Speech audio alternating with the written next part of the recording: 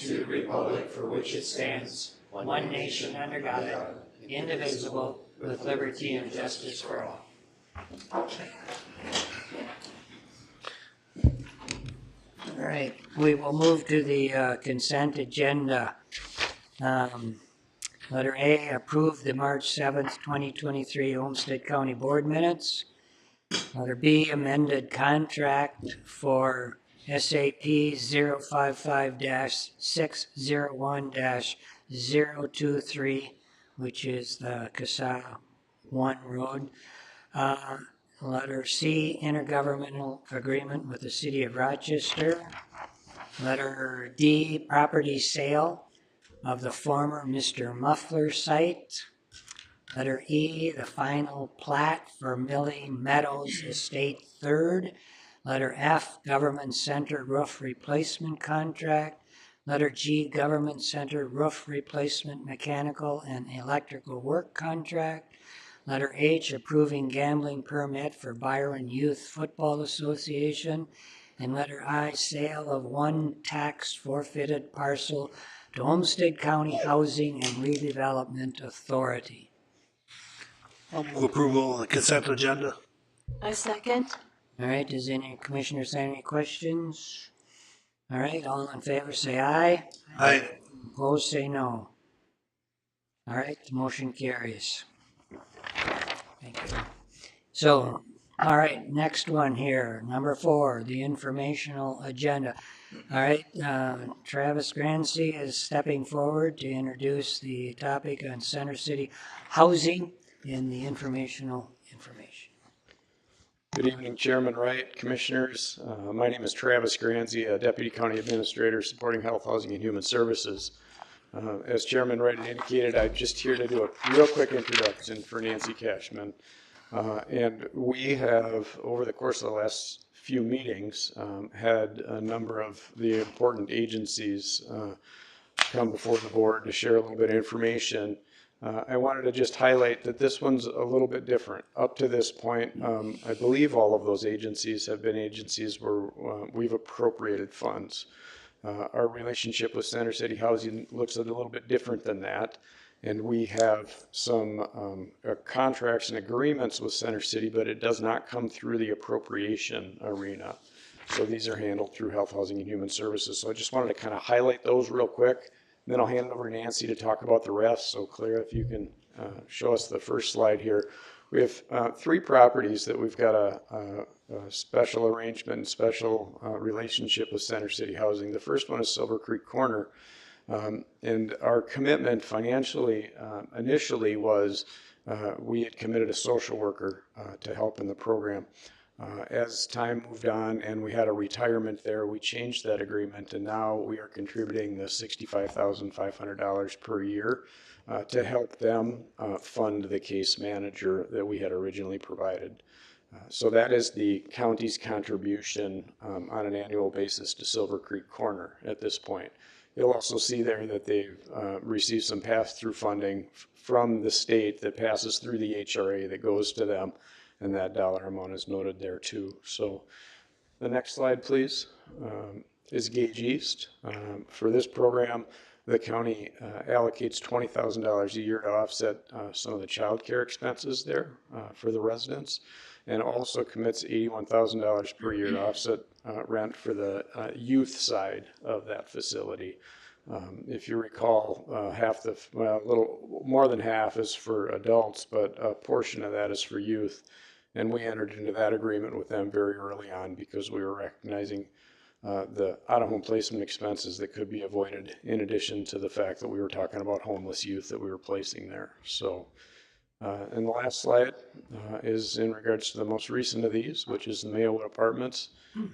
We don't have a direct appropriation or contracted dollars that go in that direction, but CREST does. CREST, and keeping Commissioner Cascaden in mind, I did define that acronym below, appropriates $50,000 of the AMHI, which is the Adult Mental Health Initiative funds, to Maywood. So those, I just wanted to kind of highlight for you what our commitment was to those projects that I'm sure Nancy is going to talk a little bit more about. So if you don't have any questions for me, I can just hand it over to Nancy. All right. Sounds good. Welcome, Nancy. Hello, Hello. nice to see you all. I really appreciate meeting with you guys tonight. Um, it's I just got to say, I'm seeing myself instead of you. So I wasn't expecting that, but I'll stop looking at myself and talk to you guys. So my name's Nancy Cashman, and I'm the executive director at Center City Housing, and I really appreciate the opportunity to tell you guys a little bit more about Center City and the programs and that we partner with Olmsted County with. So Center City Housing is a low-income housing developer. And as a developer, once we have a project developed, we become an owner, manager, and then a supportive services provider. We currently own and operate 947 units in Minnesota, in Duluth, Rochester, St. Cloud, Bemidji, and Inver Grove Heights. Of those 947 units, 743 of those are supportive housing for high barrier homeless folks, which that our primary work, our niche is really working with homeless populations. So in addition to homeless, the populations that we typically serve are people who also meet definitions that are called long-term homeless and chronic homeless, which means people have had multiple episodes of homelessness and or have had a year or more of longevity on the streets. Most of the people we house have difficult criminal backgrounds. They're often fleeing domestic violence. We found that people are often uneducated. There's a higher percent of people who didn't graduate from high school who are in the homeless population than in the overall population. We see a lot of folks with mental and developmental disabilities, especially at Maywood that is targeted specifically for that. We also have a lot of folks that are dealing with generational poverty and homelessness. In our family projects, it's rare that we have a family who hasn't, where one of the adults haven't been homeless as children with their parents, and now we're starting that the kids, as they move in, before they come in, they're homeless, and so they're starting to count those multiple episodes of homelessness at a very, very early age. We see a lot of folks who have substance use disorders. In some of our projects, we are focused specifically on that. And so people often have multiple detox attempts, several failed treatment attempts, and often they've been civilly committed. We also see a lot of folks who have dual diagnoses, which is that chemical health, substance use along with behavioral health. And truly all the people that we work with are very, very vulnerable. Travis outlined our partnerships, and I'll talk a little more specifically about it, but I just wanted to talk a little bit about Olmsted County. We work with a lot of counties in Minnesota, and Olmsted County is really like the A+ of the counties there. You guys are innovative and have had a lot of really great ideas. I just wanted to go through a couple of things. I think Travis said that you guys, it was written on there that you're the owner of Silver Creek Corner. That was a result of the county being willing to take on GO bonds and build this building to ensure that residents of Olmsted County had this kind of programming. County staff have been on each of our development teams. So each of the projects that we've put together, we've had someone from the county, often from different departments, helping support us through that development process.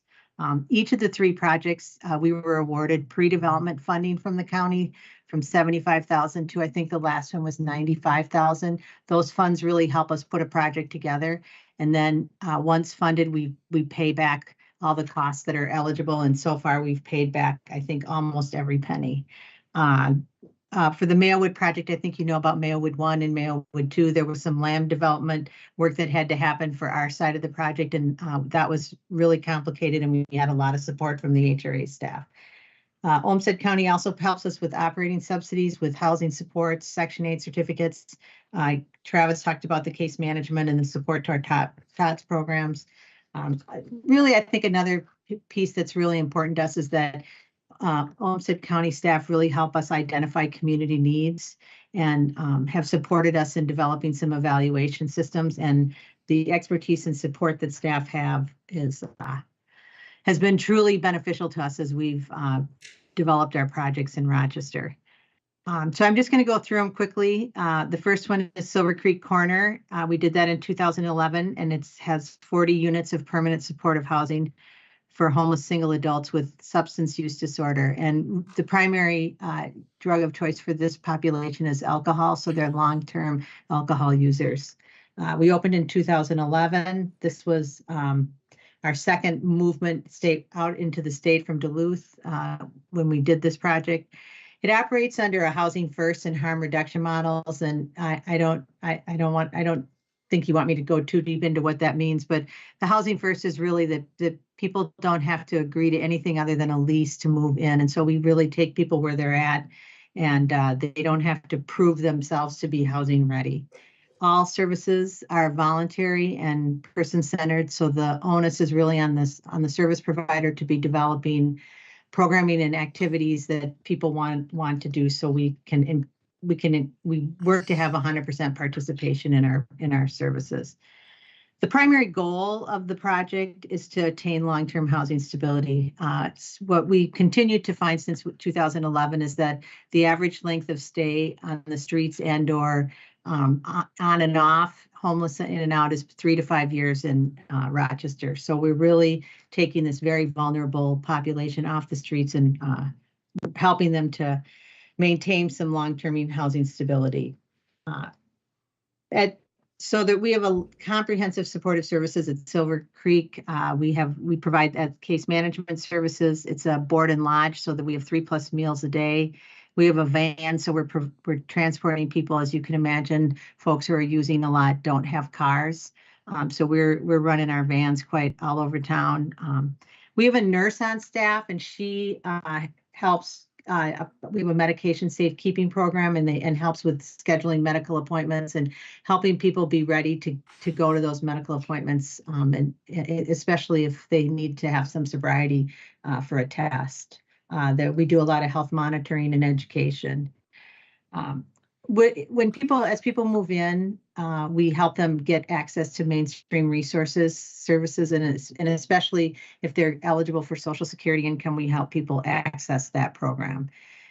We have a 24-hour front desk. What we know is that people have issues and struggles 24 hours a day. It's not always during the work time, so we have people who are trained to respond to emergencies and issues, and it also provides a level of safety and security for the tenants to have that kind of programming.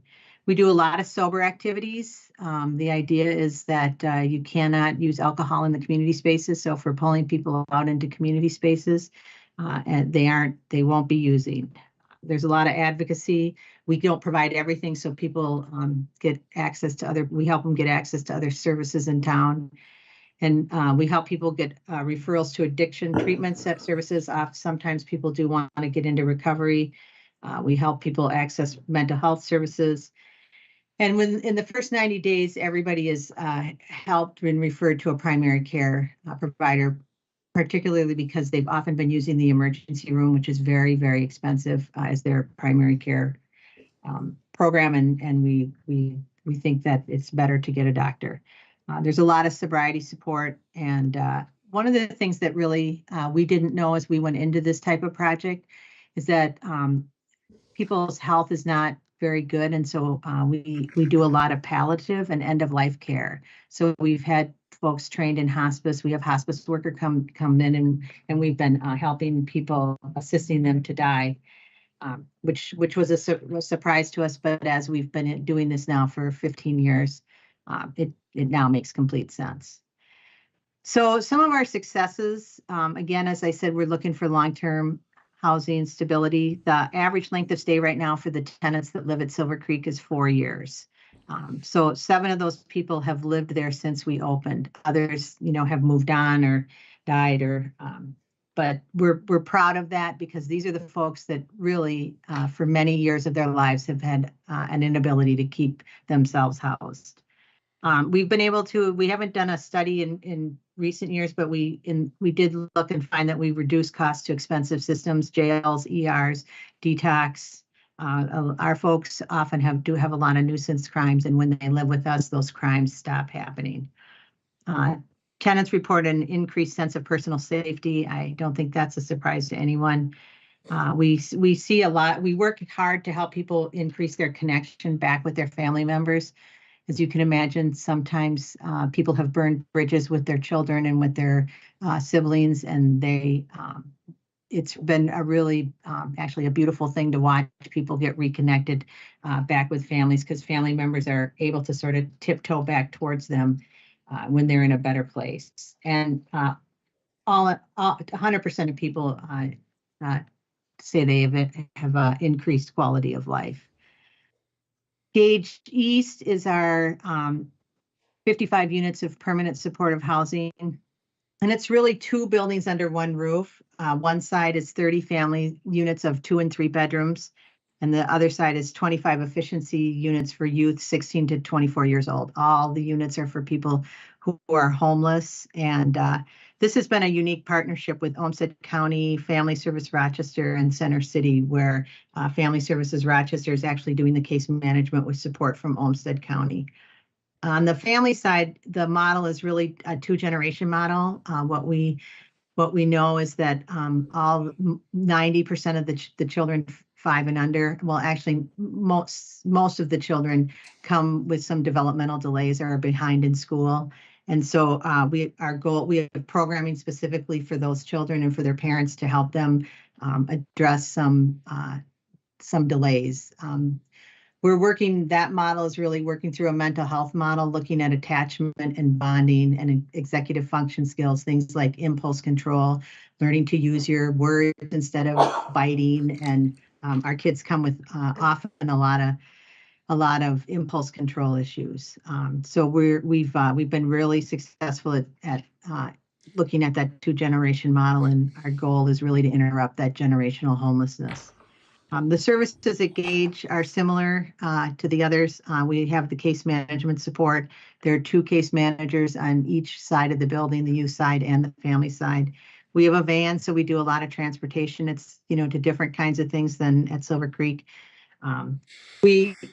When people move in and then throughout their stay, we help them sort of look at and identify goals, and they develop personal goal plans. Each of the children have what we call a growth plan to help identify if there are any disabling conditions or to create some steps to improvement. We have a TOTS program on site, which is it's for children birth through 6 weeks through 5 years old. It's really the place where it's 4 hours a day. It's a respite model, so parents can drop their kids off. It gives us the opportunity to do some early identifying of any issues and develop plans, and then work with the children and their parents on some of those delays. And often we're connecting children to other resources in the community. We have a lot of school support where we're helping the school-age kids and their parents do some navigating with the schools. There's also chemical and mental health supports, and we do a lot of community building activities. We have food support because often as people are moving in, they may not have food, or as it gets to the end of the month and they need a little, some spaghetti. We often are supporting people with that, and especially on the youth side, we are very supportive of ensuring that those youth have food. Gage also has the 24-hour front desk, and we also, do a lot of advocacy and referral. So some of the successes and outcomes that we've seen at Gage East is looking at the families that are living there right now. 73% of them have a year or more of housing stability. Again, that's our goal. We see a lot of families coming in with, again, those multiple episodes of homelessness. For those families that have moved out of the program, 92% of those moved into permanent housing. So they found a permanent solution, which can be long-term, and so that we're excited about that. And right now, 35% of the adults living at Gage on the family side have employment. On the youth side, we have the housing stability is a little bit less there because, as you can imagine, that age group is a little more active, and we don't want them to stay forever at Gage. We want them to gain some skills and move on. So 40% of the youth that have been there now have had more than a year of housing stability. About 25% of the youth who need a GED are supported with doing that, and help supporting them with graduating high school while they're living at Gage. Not everybody needs to do that. Some folks have already graduated. So we have youth in college. We have kids doing all sorts of stuff. But we focus on helping them get that because we know that's a huge stepping stone to what can be next in their lives. And currently, right now, 8 of the youth are employed. The last but not least is the Maywood Apartments, which just opened 1 year ago in March of 2022. It's a 31-bedroom unit supportive housing program to a target population of single adults who have the serious and persistent mental illness diagnosis and have some housing instability issues. One of the really great things about this project is that the funding doesn't require 100% homelessness. So we're able to catch some folks with behavioral health issues kind of upstream from that homelessness. So sometimes people have an episode and they go into the hospital and they lose their housing. And so instead of ending up that cycle of getting on and off the streets, we're able to move people from IRTs, crisis beds, hospitals.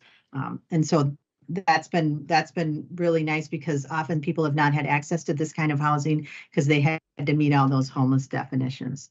And Travis talked about it a little bit. We've partnered with Crest. They've been a great partner. They really helped us identify the target population and create the screening criteria so we can ensure that we are housing the right folks, and they are providing us with that service funding. The services at Maywood are very similar. I could go through the list again, but it's basically what's happening in all the other buildings. Although there's a greater emphasis on mental health services, and so we have more outside mental health folks coming in to support folks living in the building. We have less successes and outcomes at Maywood just because it's been open only 1 year. And when you do a lease up, obviously people moved in April and May and June and July. So they haven't been around long enough to really meet that 1 year or more mark that we're always measuring. But what I can say is 100% of the people who moved in March last year are still living at Gage East, and we expect to see other households reach that more than 1 year mark. We are hearing from a lot of people that they have a strong sense of increased safety. They are really happy to be in a place that has a 24-hour front desk and where they have access to services 24 hours a day and have immediate access to mental health supports. So that is my song and dance. If you have any questions, I'd be happy to answer them. Sure. Commissioners, do you have any questions? Sure.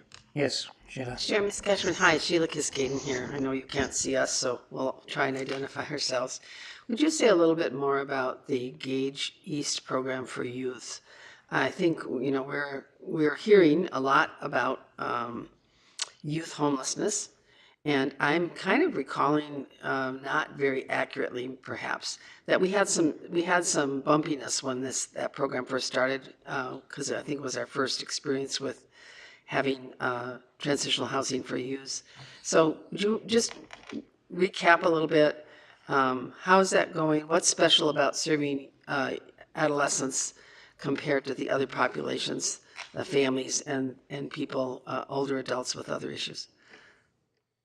Well, so as you can imagine, 16 to 24-year-olds have a lot of energy and they have a lot of ideas. And I think you're right, Sheila, in the beginning, we had some things that we hadn't anticipated, like a lot of climbing in the windows and people getting into trouble through using the windows.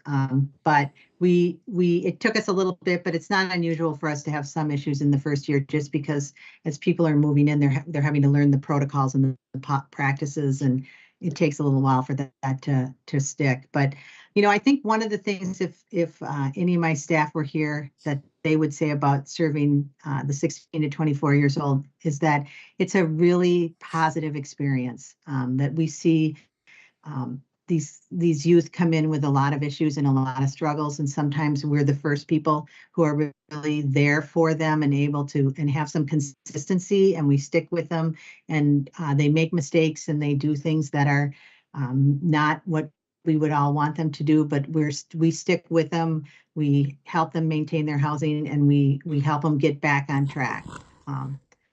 I think it's been really rewarding to see youth come in who have a lot of issues and barriers and see them get connected up into, like out to college at RCTC and succeed in that. I think if we were to do it again, I don't know that we would put the youth and the families together. We didn't expect there to be as much interaction. And sometimes those youth have had some vulnerability to the adults on the family side in the early days. So we had a lot of separating going on. I think now it's really ironed itself out. But if we were to do another youth program, I think we would do a separate building and not have that closeness to the families and children. Another question, Mr. Chair, if everyone is tolerant. The size of the facilities, you seem to always be at around 30 units. Is there some magic to providing a sense of community or a connection by not having a facility be too big or too small? You have a lot of experience, so I just thought we might learn from yours. Yep. So we've learned a lot because we did a lot of things for the first time over the last 10 years in the supportive housing world. I think with families, we would not go above 40 units because when you put 40 families and you imagine that each family has 2 or 3 kids, it starts to be a lot of people in the building, and building that sense of community. And some of the issues that come with that can be a little bit overwhelming. We typically look at 30 has been sort of the smallest building that we've developed, primarily because our projects all have that 24-hour front desk, and that's one of the most expensive costs to the project. And so we need to have critical mass to be able to fund that desk. Although in most projects, we're also getting some support from other places to help with that desk, because it's really the critical piece to the projects. It neutralizes a lot of issues that if we didn't have the desk there, we would it just would be a lot. There'd be just a lot more going on. And Mr. Jeffy, one more question. I know you said this and I just haven't retained it. Of the adolescent program, how many of the students or how many of the youths are actively engaged as students or completing their GED? Is that a requirement, or is that just a benefit you seek? So it depends on the youth. Right now, there's about 25% of youth in that either working on their GED or in school. And a lot of them come and they've already graduated from high school. And so we're helping them look at other opportunities around employment and job training and other educations. So it just depends on what the youth needs when they get there. But we do spend a lot of time helping them get through those school issues because, to be successful lifelong, you really need that high school diploma. So why would a 22-year-old, is there substance abuse issues and things for the youth as well? Yes, there is. Okay. Mr. Chair? Yes, go ahead. Any more questions? Okay. Ms. Cashman, this is Commissioner Podolsky-Smith, and I know you mentioned a few times low barrier supportive housing. And some of the residents of Silver Creek, for instance, are high barrier, as you said. I think it would be helpful for all of us to hear a little bit more about what low barrier housing means and how that's come up as a priority in the past 5 to 10 years. So I think when you're saying low barrier, you're meaning the housing first, like the low barrier to getting into a project? Exactly. Okay, thank you. So how it used to work in the homeless world is that you needed to agree to be sober, you needed to agree to take your medication, you needed to agree to meet with your case manager, you needed to agree to get mental health services, and of course everyone agreed to that because they needed somewhere to live. And then of course people would move in And then they were unable to sustain that promise. And so then they would get into a, well, if you don't do this, you're going to get evicted. And then, of course, many people didn't do that. And so then they were evicted, and that cycle of homelessness just circled around and around. And so the Housing First model is really that you don't have to commit to that. You don't have to be housing ready. That those chemical health and behavioral health, they don't define that you would not be able to be successful at housing. So, basically we take the next person off the list. We're often working with the coordinated entry system, and we screen more for homelessness and disabling condition that is required by our funders than we do for people having to agree to services, because all the services are voluntary, and it's really on us to develop programs and services that people need. And we are pretty successful at that. Okay. Any other questions? Ms. Cashman, I just wanted to add that the county is very fortunate to be working with Center City Housing, and you have great programming, and I believe that our results for Olmsted County are very good, in part because of the services that you provide. So we're very appreciative of that. Thank you very Thank you. much. Thank you. I would say I couldn't do it without Olmsted County. Yeah, well, it always takes many people together Yeah. to make it work. Yeah. Very nice. All right, thank you very All much. right. Thank you very much. All right, bye now. All right, so I'm going to ask Mr. Kinnan, is there anything that I have to mention about the recess? Just that what it's for? Mr. Walls just asked me to just summarize and make sure, the meeting got closed properly. So to summarize, you're going to be recessing the meeting. You're going to be meeting with Mr. Walls and our outside counsel, David Asp, to discuss the settlement in the opioid litigation. So I believe that you just need to have a motion to recess the meeting and move into closed session, and then All right. Mr. Walls and Mr. Asp will meet you and take it from Okay. there. I'll move to recess. Second. All right, I have a motion, a second to recess. All in favor say aye. Aye. Aye, all opposed say no. We are in recess. Let's take 2 minutes to sign it so that he can leave. Yeah. He can sign it if you want. Are we going to a different room? Yes. Yeah, we're going to a different So do you want to sign that Mylar? Did we want to, room. Jason? Are you waiting for this? And we have to determine the outcome of Resolution 23. I'm looking for a motion. Mr. Chair, I would move that the approval of Resolution 23 having to do with the opioid settlement and Olmsted County's current and future association with future settlements. Thank you. I need a second. Second. I have a second. Are there any questions? All in favor of Resolution 23 say aye. Aye. All opposed say no. All right, the motion carries. All right. So we are at the point of board and committee reports. So, Brian, do you have a board report? No report. All right. Diane, I don't really. That's fine. Yeah. That'd be called Right. worse. In this case, Chair and members, I think 3 of us serve on the legislative committee, and we know that it's been a very active legislative year, and there's a lot at stake for us as counties. One of the things I wanted to call out to those of you who aren't on the committee is that there's a proposal to create a new state agency, the Children's Family and Youth, which have a big impact on county government because of our responsibility for delivering a lot of those services.